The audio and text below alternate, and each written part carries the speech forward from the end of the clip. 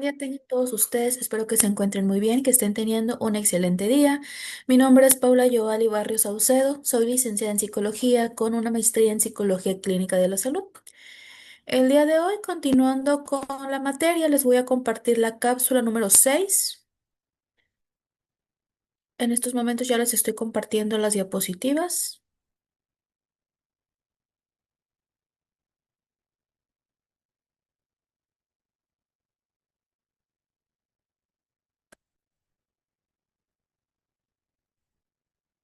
Ok.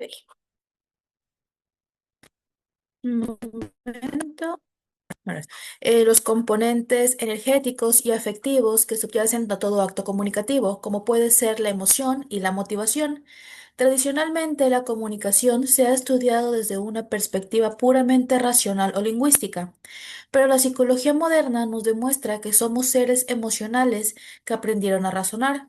Entonces, la emoción actúa como el color y el tono de nuestros mensajes, mientras que la motivación representa el impulso o el propósito que nos llevan entonces a la interacción.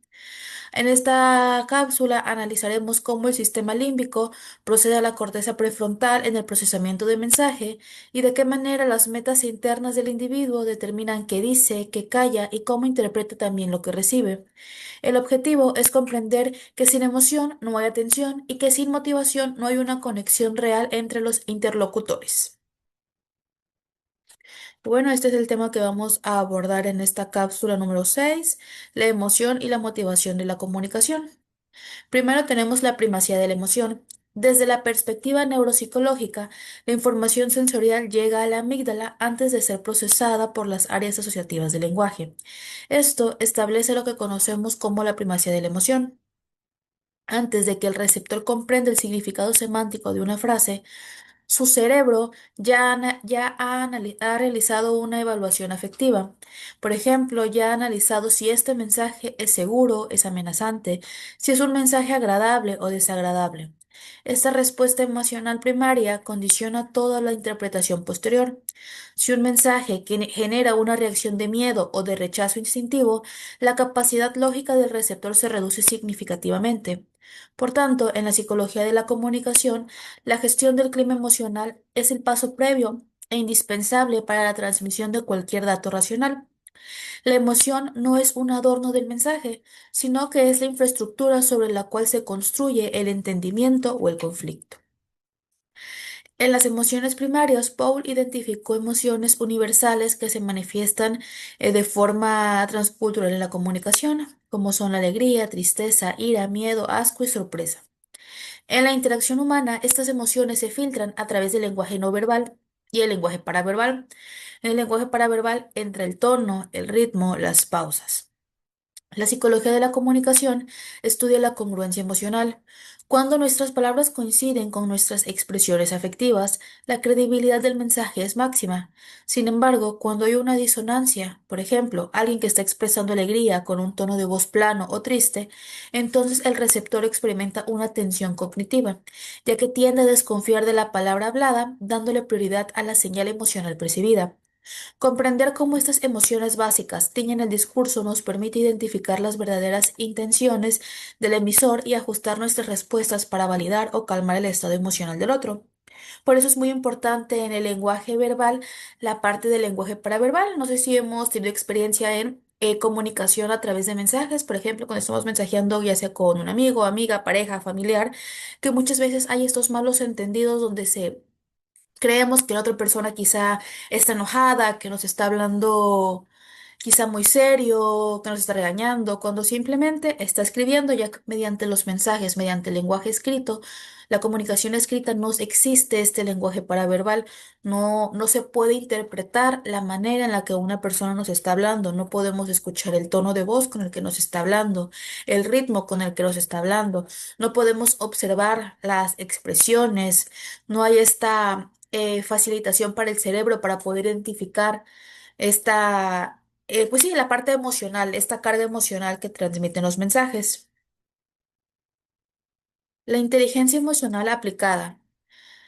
La inteligencia emocional, popularizada por Daniel Goleman, es la capacidad de reconocer, entender y gestionar nuestras propias emociones y las de los demás durante la interacción. En el contexto comunicativo, esto implica dos dimensiones, la autoconciencia y la empatía.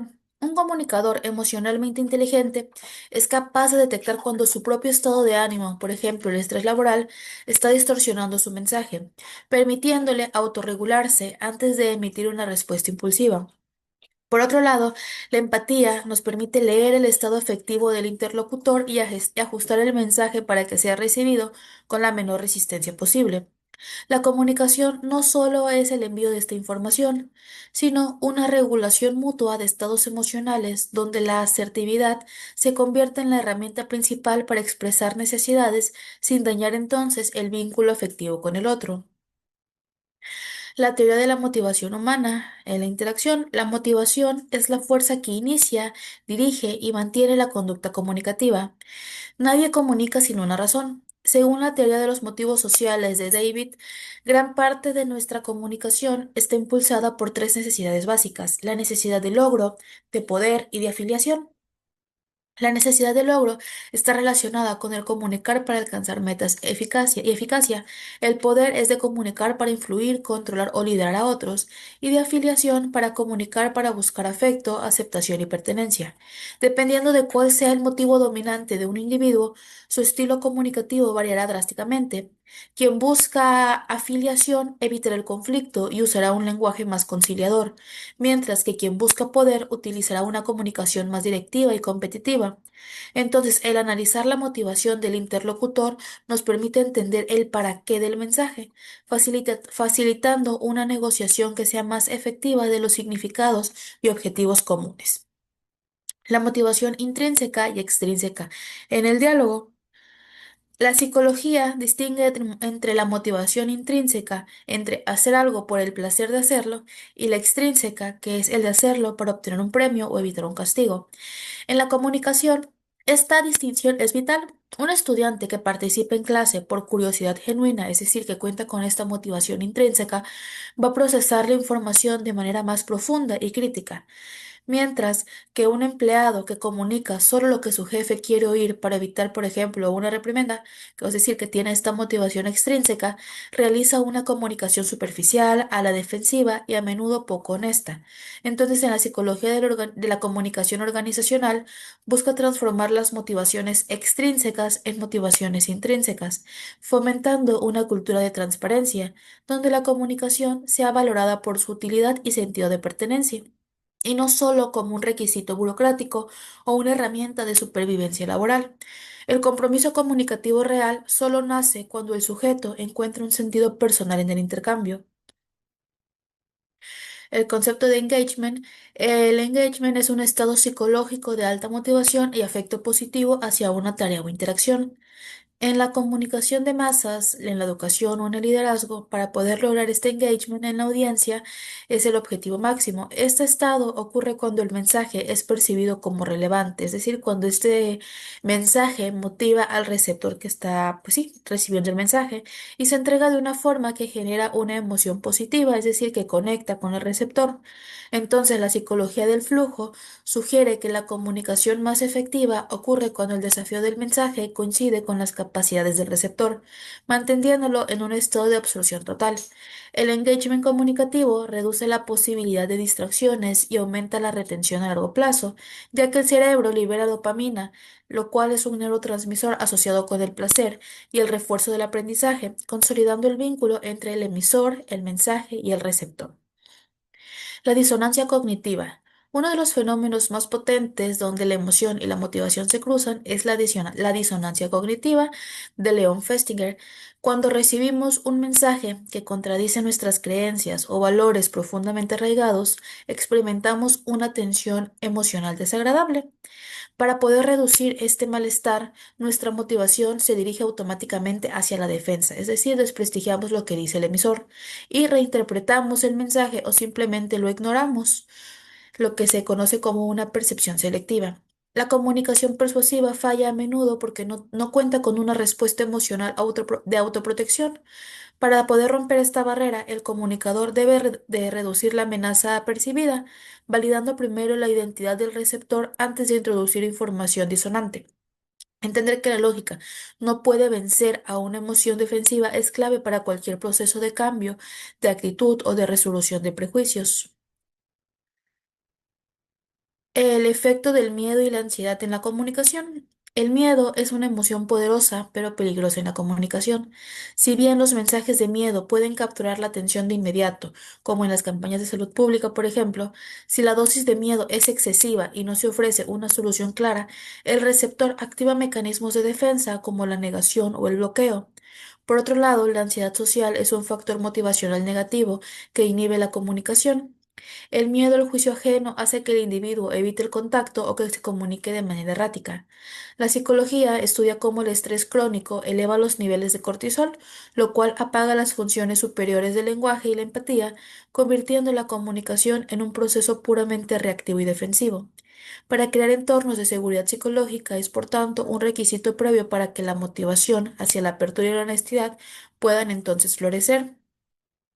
La motivación y la persuasión. El modelo de Petty y Cassiope explica que nuestra motivación para procesar un mensaje decide qué ruta tomar a la persuasión. Por ejemplo, si estamos muy motivados y tenemos capacidad, tomamos la ruta central, es decir, analizando los argumentos lógicos. Si nuestra motivación es baja, estamos cansados o el tema no nos interesa, tomamos la ruta periférica, dejándonos influir por emociones, el atractivo del emisor o la música de fondo. La comunicación estratégica utiliza esta comprensión para poder adaptar el mensaje. Si el receptor no está motivado, el emisor debe apoyarse de estímulos emocionales y visuales potentes. Mientras que si el receptor tiene una alta motivación, el emisor debe ofrecer datos sólidos y razonamientos profundos. La eficacia comunicativa reside en sincronizar la carga emocional del mensaje con el nivel de motivación y energía cognitiva disponible en el receptor. El papel de la empatía y las neuronas espejo. La base biológica de la conexión emocional en la comunicación se encuentra en las neuronas espejo. Estas células cerebrales se activan tanto cuando realizamos una acción como cuando observamos a otros realizarlas, lo que nos permite sentir lo que el otro siente. En la comunicación, esto facilita la empatía automática. Si el emisor comunica con entusiasmo real, el cerebro del receptor tiende a despejar esa emoción, aumentando su motivación para escuchar. Por el contrario, la falta de contacto visual o la frialdad en la comunicación mediada por las tecnologías dificultan esta activación del sistema, haciendo que la interacción se sienta vacía. La psicología de la comunicación promueve el uso consciente del lenguaje corporal y el contacto visual para poder activar esta resonancia biológica, convirtiendo la comunicación en una experiencia compartida y no en una simple descarga de datos unidireccional. Y por último tenemos la motivación social. Gran parte de nuestra comunicación pública está motivada por el deseo de gestionar nuestra imagen social. Erving Goffman describió esto como la gestión de la fachada. Nos motiva el reconocimiento, la validación de nuestros pares y la evitación del rechazo. En redes sociales, esta motivación se extrema a través de la búsqueda de likes, que funcionan como estos refuerzos dopaminérgicos, esta necesidad de aprobación que lleva a una comunicación inauténtica o a la autocensura. La psicología de la comunicación analiza cómo el miedo al aislamiento social motiva a las personas a callar sus opiniones si percibe que son minoritarias. Entender que la comunicación es un acto de exhibición del yo, nos ayuda a comprender las inseguridades y las máscaras que las personas suelen ponerse durante una interacción profesional o personal. Así que esto ha sido todo por la cápsula número 6. Les recuerdo, yo soy la psicóloga Paula Barrios. Muchas gracias por su atención.